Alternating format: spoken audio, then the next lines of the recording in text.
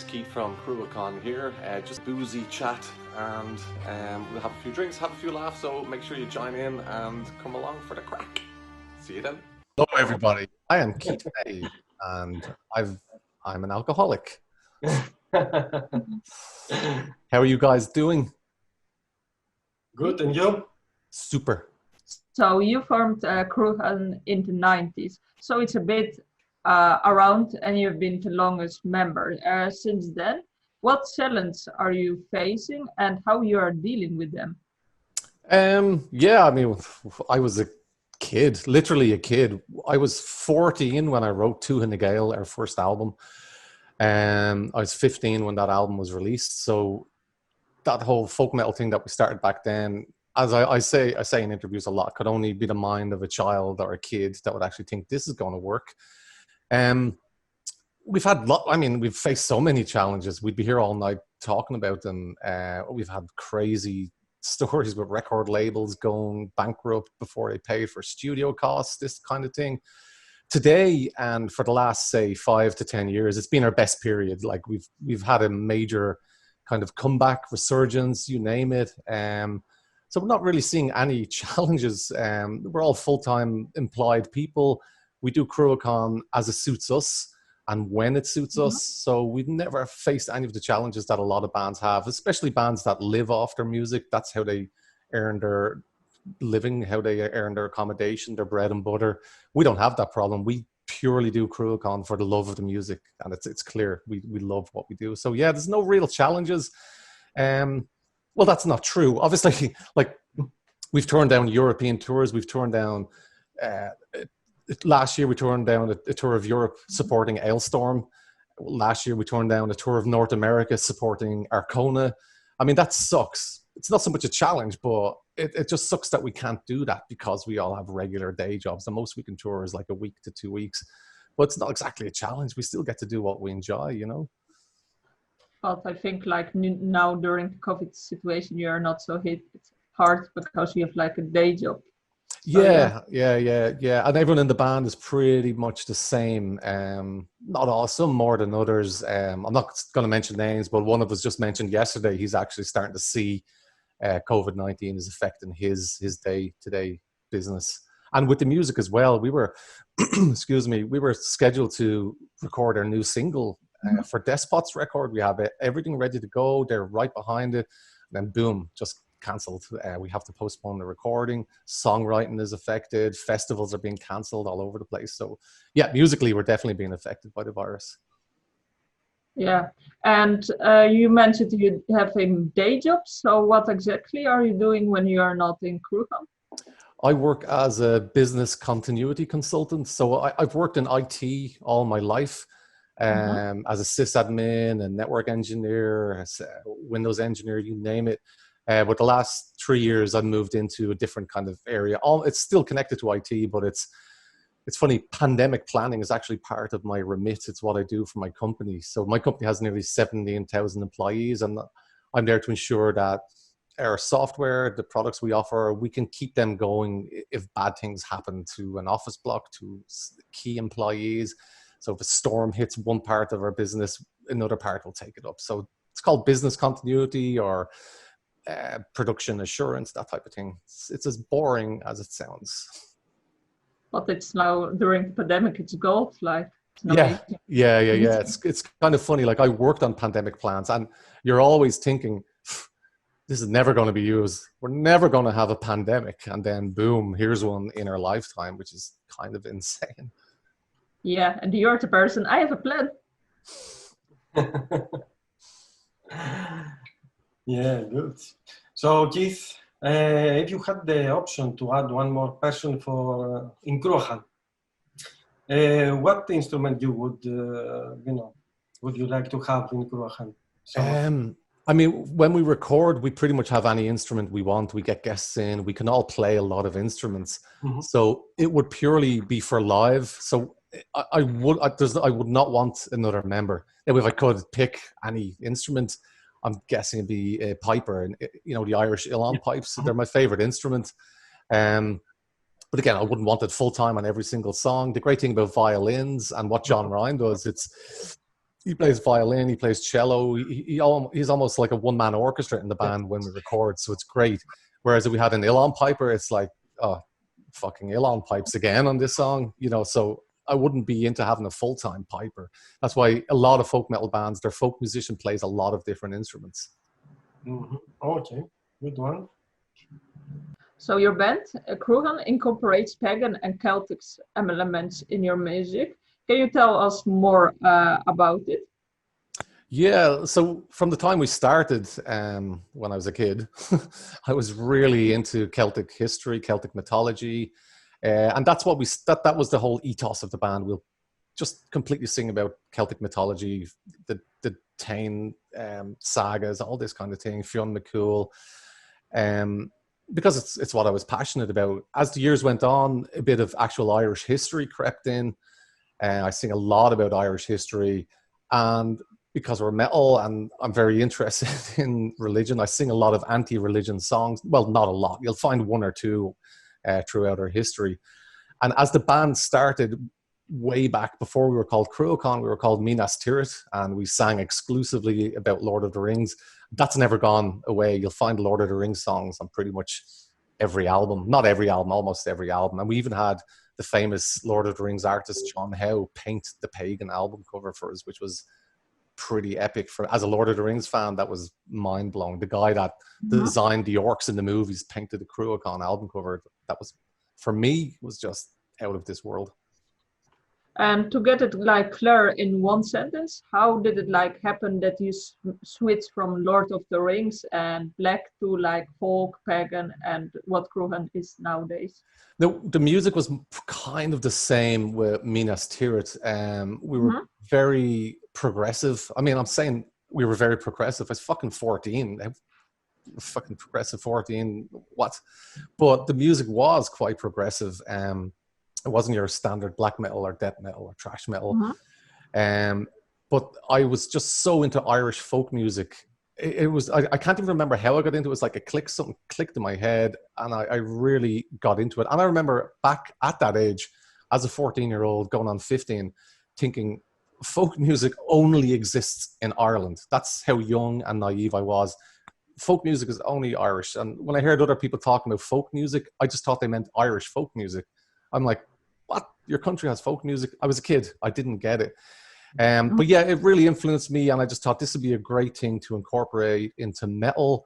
I'd already listened to Skyclad's first album, and they had a song on that called The Widdershins Jig. Now, that whole album is a thrash album, but except for that song. And I thought, that's really cool. I'd like to take that further. I was listening to Battery at this time, and they had a lot of folky stuff going on. And I was a big Iron Maiden fan. You listen to all the early Iron Maiden albums, half of the licks that they're doing on guitar, you play that on a violin, it's a folk tune. So I just thought, fuck it, this is where I'm going. Folk music is the way to go. And that's how the name changed to Cruachan? Yeah, so I was into the music as well as Irish history and mythology, so we needed a name that wasn't Minas Tirith. So we looked around. It was actually my brother John came up with the name Cruachan. He said it means this. It's like it's the Celtic entrance to Tir na Nog. And when Christianity came to Ireland, when they were attempting to convert the pagans into Christianity, they said, no, that cave of Cruachan, it's not the entrance to Tir na Nog, it's the entrance to hell. Repent, convert, become a Christian.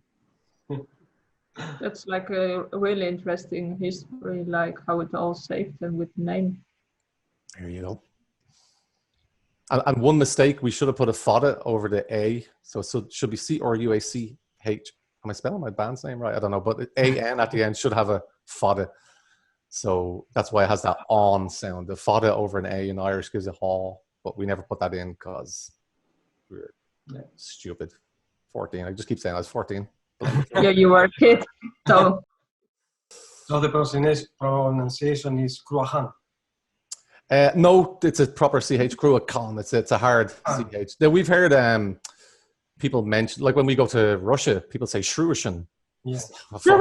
I give up. France? In France, croissant. Yes. Croissant, yeah. I think that's hilarious. And every time I see that in interviews or on Facebook, it annoys me. It's like, it doesn't fucking sound like croissant. What can you do? With chocolate. Good one, good one. So, Keith, what inspires you to write lyrics? You have to be in, in a special mood. No, necessity is what inspires me. I know that sucks. It's not a rock and roll answer at all. When I was younger and so just committed and devoted to this music and everything to do with it, I was absorbed and I was so passionate. As you get older, like I'm in my 40s now, and you become a little bit more cynical. I do like writing lyrics, and I think I write some damn good lyrics, especially on the new album. But yeah, the inspiration is I have to do this. I mean, that's not fair. Okay, come on, look. The new album, I'm enjoying the lyrics that I wrote. It's different to what we've done before. The last album, 9 Years of Blood, was a concept album, so I was forced. I think I've become a bit cynical because of that. I had to write specific songs in certain orders, and all had to come together. It was an absolute pain in the hole. So I think that's why I'm sounding a little more cynical than I should. The new album I wrote, I'm again writing whatever I want, but there is a theme on the new album. It's looking at kind of the pagan kind of 1700s in Ireland. There were staunch Christians. There was a mostly Christian Catholic population, but under, the famous saying is, you scratch the bedrock of Christianity and pagan in Ireland, you come to the immediate pagan bedrock. And that's what I'm getting at in the new lyrics. They go to church, they're very Christian, there's suffering, there's famines, but there's so many traditions and customs that are hundreds and hundreds of years old from the pagan ways. And that's what I'm capturing in the new album. I can't wait for people to read them. A lot of sad lyrics as well, and a lot of criticism of the modern Catholic Church. I mentioned the Tuam babies in a roundabout way. Even though it's set in the 1700s in history, I still get a reference and a dig into what the Catholic Church did in Tuam and how they oppressed and basically raped the population of Ireland. So it's all good fun, Very jolly, very happy album it will be. And as you speak about the new album, will be a delay for sure for the album, man. Yeah, I mean, we're still writing. We expected all the writing to have been completed. And a lot of people are finding huge inspiration during COVID-19, and they're writing lots of shit at home. We can't really work that way. We need to collaborate, work together, get into a studio, see what works, see what doesn't work. I found I'm writing lots of riffs and putting together. I'm up to 2 or 3 songs. I'm speaking to the guys. We got to rehearse this, and even I'm saying, okay, I need to cut off here until we can get back and collaborate properly. So yeah, definitely the new album has been affected. We don't know what the timeline is, but we know we will have a single released very soon. We're going to have a video release, single release, you name it. And we just need to find some time in the coming weeks to get into studio and record it. So we will have some new material very soon, but the album is kind of to be confirmed with a date. Do you have any special guests for the new album? We do. We've got a really amazing Irish singer-songwriter, Nella. She's fantastic. She has an amazing voice, and she sang with Video Games Live. She toured China, and she's on the World of Warcraft soundtrack. She's just incredible. Now, she's a folk singer, kind of pop/folk. She's getting more into folk stuff now, but she is fantastic. We've also got Kim Dilla, the former Gwar vocalist. She's again going to sing a song with us, but like we've become very close to Kim from she sang with us on 70,000 Tons of Metal, and she's just a cool person to hang out with, and also a fantastic vocalist. So it just made sense. Kim will be singing on that single that I spoke about. So yeah, can't wait to get that out. We've also got some.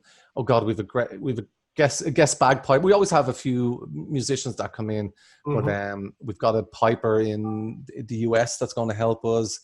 Oh shit, there's 1 or 2 others I can't remember, and I hope they're not watching because that's so fucking insulting. But I've just gone blank.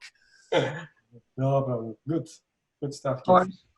So back to the folk aspect. So you have been around like for 30 years. So can you tell us how folk metal shaped around you? Well, I mean, that's an interesting and controversial question. I mean, there's always the argument who came first, Cruachan or Skyclad and that type of thing. And Skyclad did release their album before us. But as I always say, it's a trash album with 1 song.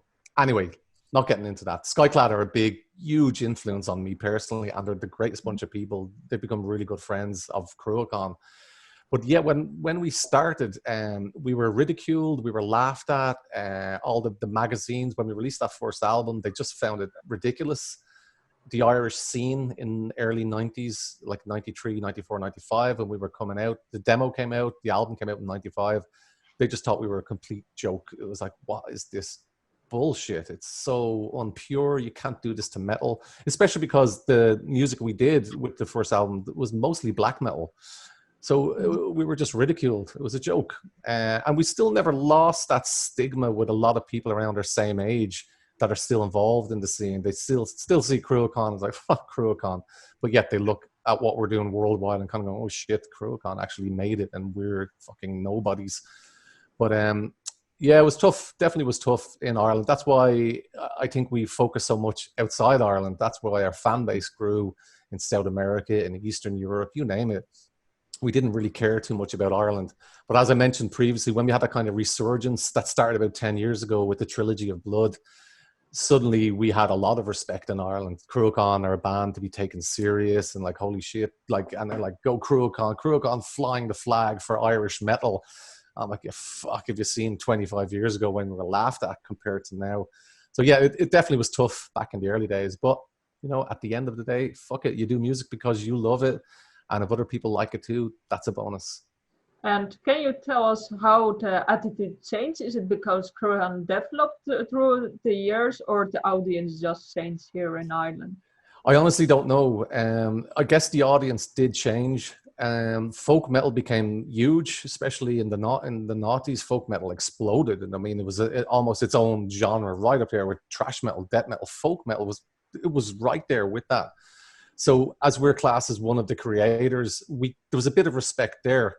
But I think it was an age thing. The younger people coming up that enjoyed folk metal kind of went, oh shit, like there's a band in Ireland that are one of the creators of this genre. Holy crap, who knew? So it could be that. I don't know. I don't really know. I think it could be like folk metal is coming up, like these days it's getting more popular. Like I'm amazed by new folk metal and so on. Like it's getting big and big. And exactly. And you know, I'd almost say, without meaning to sound like I have an ego or a sense of entitlement, like we should be respected. We were the first, one of the first. I mean, that's up for argument, but we were one of the first. We helped create that genre. So people in Ireland should be like, wow, fuck, Cruachan, thanks for creating a genre. So yeah, and I would say that without ego. I know that sounds like, what the fuck are you talking about? But I personally think, and I know we've achieved something, and that a lot of bands haven't. So I'm very proud of that fact. Yeah, for me, it's like, I think it's a true statement. If you look when Cruachan started, it's like in the 90s, I think it's when it's developed. So it's like a statement that could be made. 1993, that's when we began. Cool. So Keith, if you wouldn't be in Cruachan, in which band would you like to be part? Oh, I mean, there's so many answers to that, isn't there? But there's one band that I really love. So in the last few years, my biggest passion is classical music. And that's what I listen to 90% of the time. I just love classical music. It speaks to me. It has just so many emotions. And you can hear on definitely the last two Cruachan albums, there's a lot of classical music influence on there. And one band I've been just so envious of over the last 10 or 15 years is Terion. And I love them. I love Terion. And like their metal, the heavy metal side of stuff is so basic. It's like, holy shit, like I can do that. I can do that better than you can do that. But the choirs, the orchestras, oh man, I just love it. I would love to play in Terion. And I've met Terion on tour. Just beautiful, down to earth guys, like really, really cool people. Yeah, that's what I'd say. Terion or Therion. Therion, yeah. I think one of the guys used to live in Ireland. I think one of the guys. I think the Argentinian guitarist. I think yes. I don't know. Yeah. So, as you said, you like classical music. Why would you think to make like Cruachan symphonic orchestra something? Well, we already have. Like, the last album, there's a lot of symphonic stuff on there. I mean live. Oh, live. Yeah, that's always something we've discussed. So, I mean, I like when bands have their backing tracks, and basically it's like I'm listening to a CD on stage. It's hard to tell the difference. It's so close to the CD, but then I'm thinking I could just listen to the CD. When I see a band live, I want to feel that live experience as well. So we've had great debates in Cruachan. Shall we get the backing tracks, go onto the computer and present our songs as close to what we hear on the albums?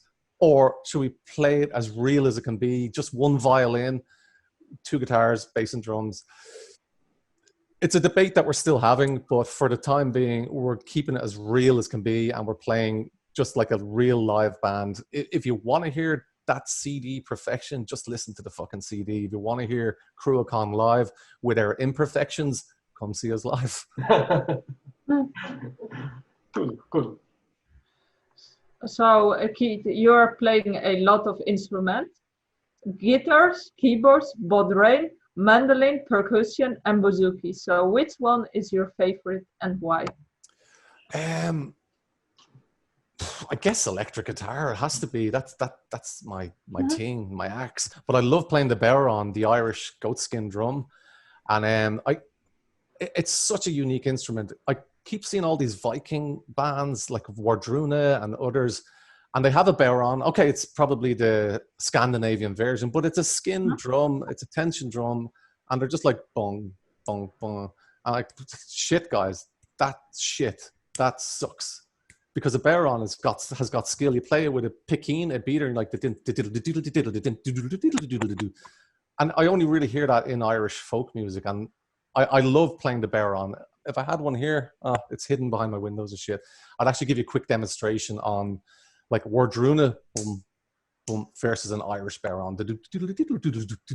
I love it. Yeah, I love playing the bodhran, but yeah, guitar is definitely my instrument. I'm an X-Man. Interesting. So do you have like an instrument that you can play for us now? I've got my acoustic there, if you want to have a listen. Yes. Great. That would be great. Thank you. Yeah, I'll play a bit of a new song if I can remember it. How the sound is. Can you hear? Yes. Yes. Okay, let me think. No. I need the chords.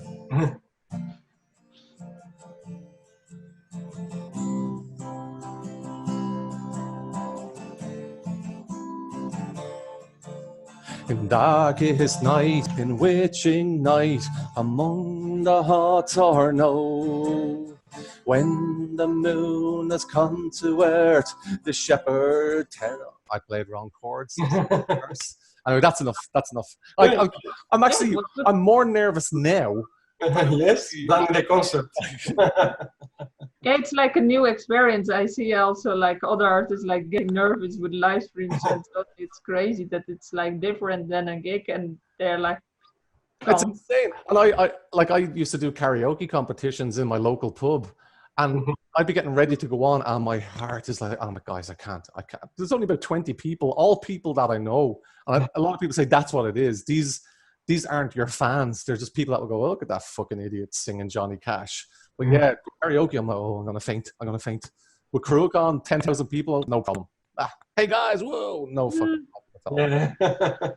Yeah. Different vibes, yeah, with big crowds.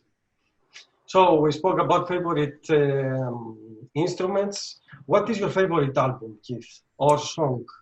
In the entire world? No, from Cruachan. I'm always going to say my favorite album is 9 Years of Blood. I think we achieved so much on that, and it was just such a big album. I mean, we don't have the levels that you hear in Terion with the orchestras and the choirs, but I remember at one point we checked the amount of tracks we used on some of the songs, and it was 400 tracks, 500 tracks. Like one track is like electric guitar, one track. There's layers of electric, but then, you know, a sound effect like reverb has its own track for that, and then reverb is on this another track. That's why we built up so much, but so much went into that album. I'm so happy with it. My favorite song I keep going back to Diarmid and Grania. Jesus, is that on Folklore or is it on the Morgan's Call? I can't remember, but I'm so proud of that song. When people say like, what is a folk metal song? It's the one song I point them towards. It's got O'Neill's March. Is it O'Neill's March? Fuck, I can't remember, but it goes. It's a real famous Irish traditional tune. And I think we worked it in so well. We used barons, dun, dun, dun, dun, dun, dun, dun, dun, dun, dun. Based off the Chieftains did a version of it. Now this is a really, really old Irish tune from the 1700s. It was used. I can't remember the history. I've gone blank, but it was a battle march that was played on pipes as the warriors went into battle.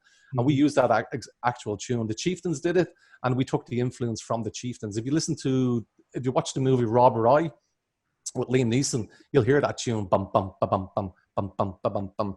And we did the very same. It starts off with baron, then the heavy guitars, jin jin jin jin jin. I fucking think it's great. I think it is my favorite Cruachan song. But the more I think about it, I'll probably pick another one tomorrow. You know how it is. Good. So we talked about a lot of instruments that you play. So during gigs you play the guitar and you sing. And how do you divide then your attention between the instrument, singing, and the crowd? Oh, it's tough. You know, I'm so fucking envious of just a lead singer. Like when I'm on stage without an instrument, I'm that guy. Like, fucking Bruce Dickinson, Scream for Me, Dublin. I'm fucking all over the place, but I can't do that with the guitar. I'm stuck to the microphone, and and so many times, like I just get caught up in the music, and I'll just stop playing the guitar like this, and feedback from the guitar, and like, oh shit, yeah, I meant to keep playing the fucking guitar. But yeah, it's tough. But what can you do? I'm the guitarist and vocalist. I mean, I love it as well. I think it's a really cool thing to be a guitarist and vocalist as opposed to a vocalist. But I do get quite envious of just vocalists and being able to run around and interact with fans and like posing and like all the sexy stuff. I just dabbed. Like, where's my kids would love that. I imagine it's like hard when you're playing the guitar, singing, you get lost. And that's the reason we came up with this question. Yeah, and you know, you're dead right. There's some parts in Cruachan that are really, really technical. And like there's definitely 2 or 3 songs where I have to simplify. And sometimes it's just a tricky melody, not melody, but just a rhythm. That's what I'm doing on the guitar.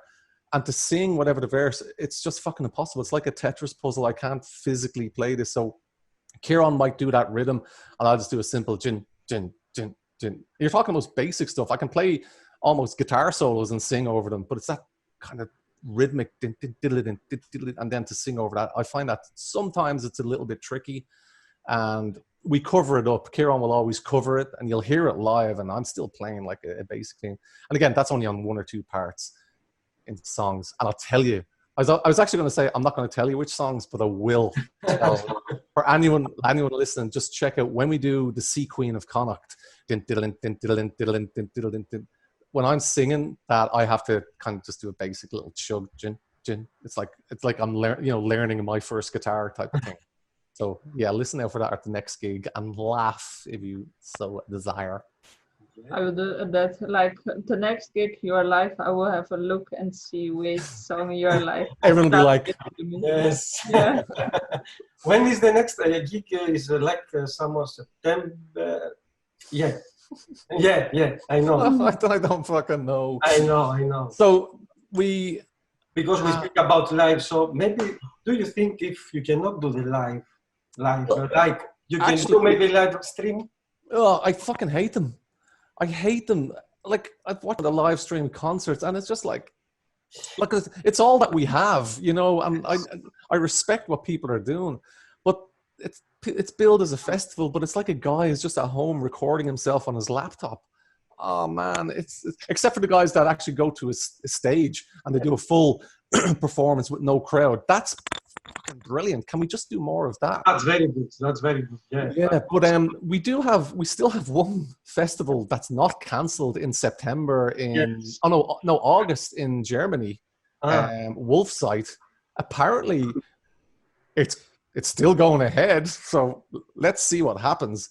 As for the Dublin festival, the Cruachan, man, we were so fucking excited about that. That was going to be an awesome weekend, and then fuck this virus, like. So that's still scheduled for the end of September. I spoke to the guys in the Grand Social. We were looking at rescheduling, but he's going to keep it there. He said, let's get a new date, probably January. Let's get a new date. Let's keep that fucking date. And who knows what the future holds? Who knows what's going to happen in 4 weeks and 6 weeks? And, you know, if it gets to the point where like 2 weeks before the date in September, we're told, yeah, we can have gatherings. We can allow 200 people in a pub. And we've only got two weeks to sell tickets. And people are okay to buy tickets. The government has said it's okay. That will sell out like that. People are desperate. And if it's safe, and if we're obeying all the rules, and for safety first, of course. But if we get out of this, we'll sell those tickets 100 times over because people will be desperate for live shows. So we're keeping the date there, but also have the contingency. As I say, I work at disaster recovery and contingency, so we have a contingency to move it into January if we need to. Yeah, but I mean, with the measures, social distancing, you know, how many people can accept, you know. That's what I'm saying. I mean, I'm hypothesizing that will all be gone in my brain. But yeah, realistically, they're saying this is here for the next 2 years and this kind of shit. Well, we'll see what happens. I mean, if we're social distancing in August, we'll be social distancing in February next year, realistically. And beyond, you know, fuck that virus. It's a pain in the ass. Yes. We miss a lot of festivals this summer. Gary, will you pass me my wine, please? Thank you. I have my assistant here. Hello, the lovely Gary. Gary, come and say hello to the peoples. Hello, Gary. Hello. Oh yeah, can I tell them the funny accident? Yes. Gary asked if he could borrow, Gary had a big beard, and he asked if he could borrow my beard trimmer.